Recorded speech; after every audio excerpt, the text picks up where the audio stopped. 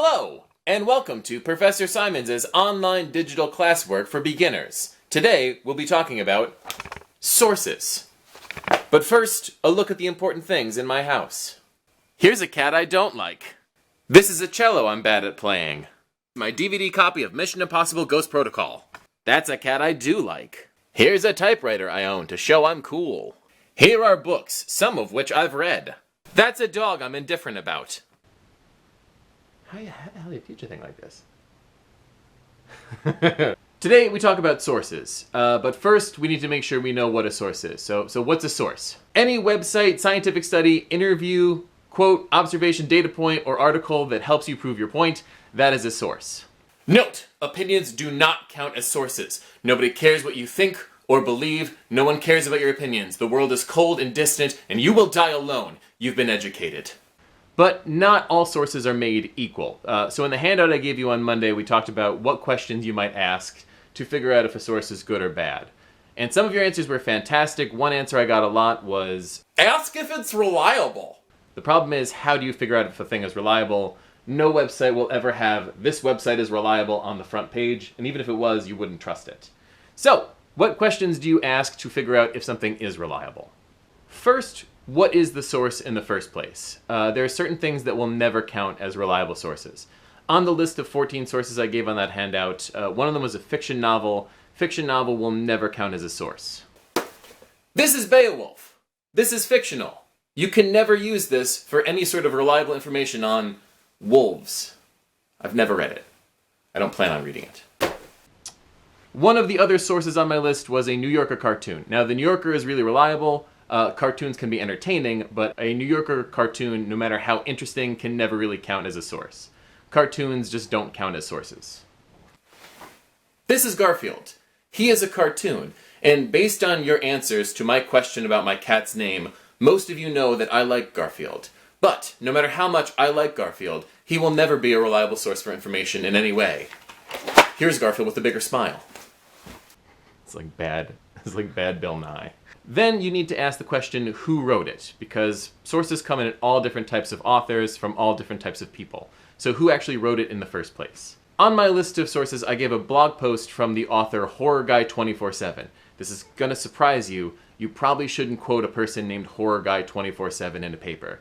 You need to look up the author, you need to know the author's name, credentials, if he or she has a PhD or a master's degree or a bachelor's degree, or if he or she has written anything before, anything of note, or any job that he or she may have in academia or journalism, anything like that might help. A trickier question could be, where does this source make its money? Because that can be really tough, but it might be really important for knowing if a source is good or bad.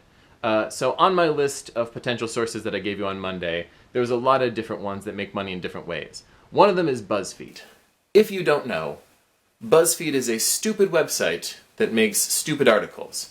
For example, Danielle, which of these is a real BuzzFeed article? 15 hedgehogs with things that look like hedgehogs, 22 celebrities that look nothing alike, or what type of fall sweater are you?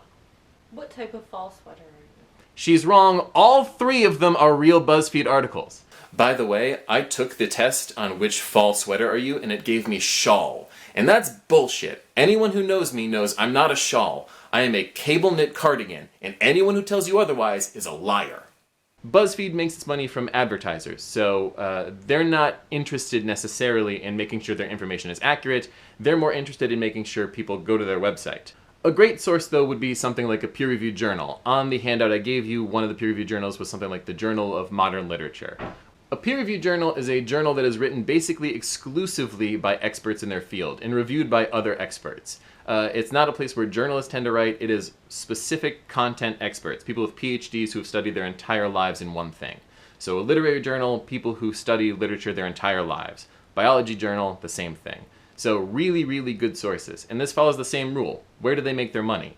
They don't make their money from Are you filming me? Don't do that. I got 2 cameras already. And this follows the same rule. Where do peer-reviewed journals make their money? They don't make their money from advertisers. People don't advertise on them. They don't make their money from people who click on it in the first place. They make their money almost exclusively from institutions, schools. Hartwick pays a ton of money so that students have access to any peer-reviewed journal that we can buy, basically.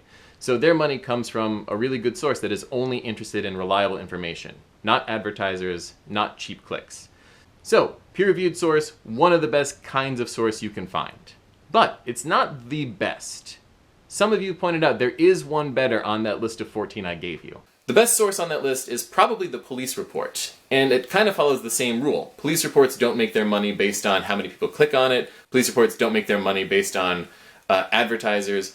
They get paid for their job, and their job is making sure the information is as accurate as possible. It's a first-hand source, it's directly from a person who doesn't make money dependent on viewership, and for that reason it's a pretty good source. But still not perfect. Even things like police reports, court documents that are supposed to be as clean and clinical and accurate as possible, they're written by people, and people can be flawed and biased. Police officers sure can, judges sure can, scientists sure can, so you still have to ask, is there some kind of bias at hand here?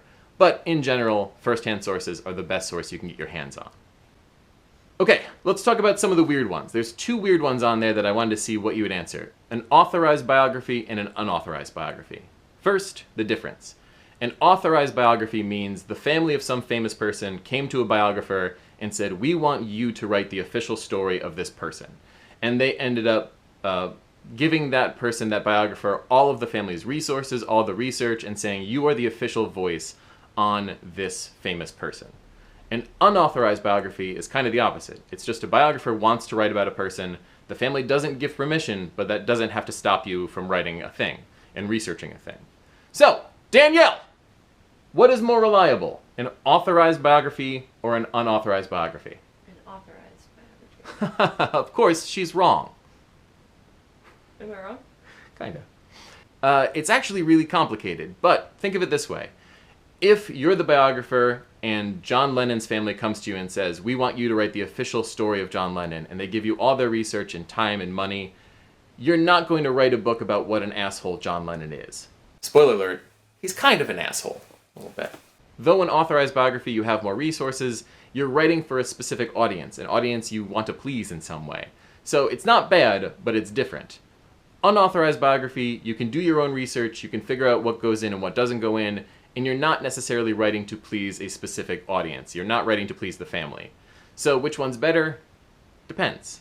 You have to kind of read it and gauge for yourself. Okay, last, let's talk about Wikipedia. Wikipedia, as I'm sure you've heard, is a terrible source full of misinformation. Danielle! What percentage of information on Wikipedia right now do you think is accurate? 90%. She says 90%. She's a fool. It's 98%. That's way closer than I thought you'd get in the first place. Roughly 98%, which is more accurate than encyclopedias that have been published in the past 3 years. Why is that? Think of it this way. An encyclopedia from only 3 years ago would put Donald Trump as a conspiracy theorist and reality television star. Now, he's president. Things move fast. And so does Wikipedia. So why is Wikipedia such a bad source that you can't use in school? The answer is old people. Old people, old professors, old teachers have had years where Wikipedia was assumed to be terrible and it was actually terrible. But old professors, old teachers haven't really caught up with the idea that Wikipedia has gotten much better in recent years, and now it's one of the most informative and accurate sites possible. So, Wikipedia is a really weird one, because though the information is really good, the reputation is still and probably will always be really bad. So no matter how good the information is, you can't really use it in a paper. You have to find that same information somewhere else that is reliable. Weird, what are you gonna do? So for the most part, you can figure out for yourself if a website is good or bad. I would say NPR, for example, is really good. They don't make their money from advertisers, they make their money from grants and from donations. They hire very acclaimed and credited journalists, and they have a history of writing good things. The New Yorker, probably kind of the same thing. A history of acclaimed journalism, great journalists with PhDs, and a lot of good work behind them. Their money comes from a lot of subscriptions, same thing. Whereas websites like Fox News or MSNBC, they are very different. They do make their money from advertisers. They make their money from pleasing a specific audience with a specific bias. So you can't really trust them as much. But at the same time, they're not total trash. They do hire journalists who are really good at their job. Blogs are pretty much Always awful. You know how I know? Because I had a blog. If they let me have a blog, then they let anybody have a blog. By the way, extra credit if you find my old blog. It's real weird. Go find it. So, keep these questions in mind anytime you look at a web page or a source or any piece of information as you're writing a paper, and it's a pretty good guideline for how you actually determine a good source from a bad source. Where do they make their money? Who wrote it? What is it in the first place? Is it .edu, a .gov, a .com, a .cc, anything like that? Does it have weird pop-up ads for Viagra? And so on and so forth. So that's pretty much it. Thanks for watching the video. I know you had to, but thank you for watching anyway. And in closing, remember one thing. I am a cable knit cardigan of a man, and anyone who tells you otherwise is lying to your face. Thanks.